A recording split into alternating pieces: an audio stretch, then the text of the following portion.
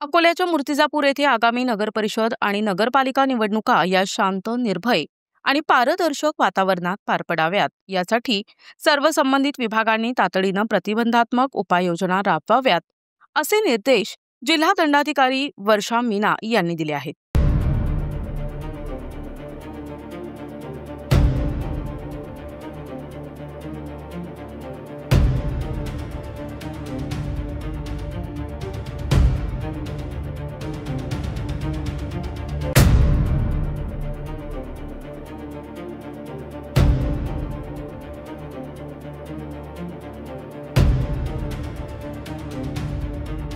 मूर्तिजापूर नगरपरिषद कार्यालयात पार पडलेल्या आढावा बैठकीत जिल्हा पोलीस अधीक्षक अर्चित चांडक, उपविभागीय अधिकारी तथा निवडणूक निर्णय अधिकारी संदीप कुमार अपार, तहसीलदार शिल्पा बोबडे, मुख्याधिकारी तथा सहाय्यक निवडणूक निर्णय अधिकारी निलेश जाधव, उपविभागीय पोलीस अधिकारी वैशाली मुळे, ठाणेदार अजित जाधव, श्रीधर गुट्टे यांच्यासह अन्य विभागाचे अधिकारी उपस्थित होते।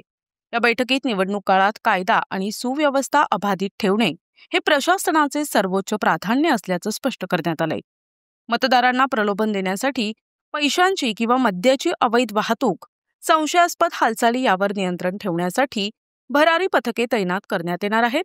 महत्त्वाच्या चौकांवर चेकपोस्ट तयार करून मद्य, पैसा किंवा अन्य वस्तूंची वाहतूक रोखण्याचे आदेश देण्यात आलेत। सर्व कारवायांचे व्हिडिओ चित्रीकरण अनिवार्य असेल।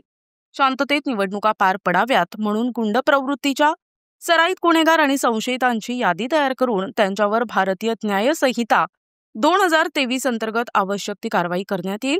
तसेच पोलिसांनी फ्लॅग मार्च, खुले सराव शिबिरे आणि माध्यमांद्वारे जनजागृती उपक्रम राबवावेत असे निर्देशही यावेळी जिल्हाधिकारी वर्षा मीना यांनी दिलेत।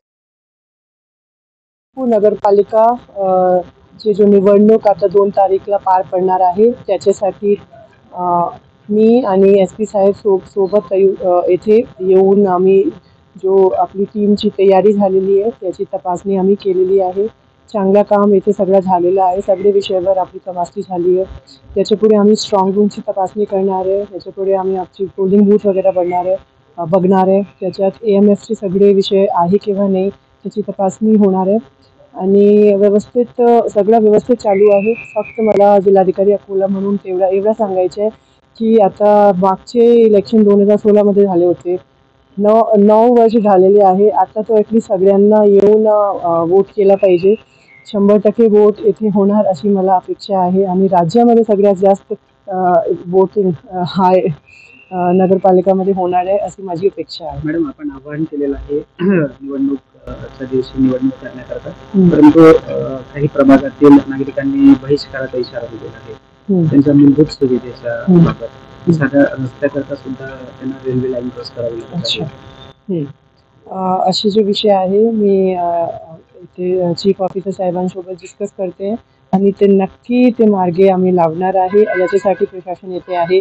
जे काही त्यांचे विकासाचे विषय आहे ते मी पर्सनली लक्ष देऊन ते निकाली काढणार। प्रतिनिधी अहम रजा, NTV न्यूज मराठी, मूर्तिजापूर, अकोला।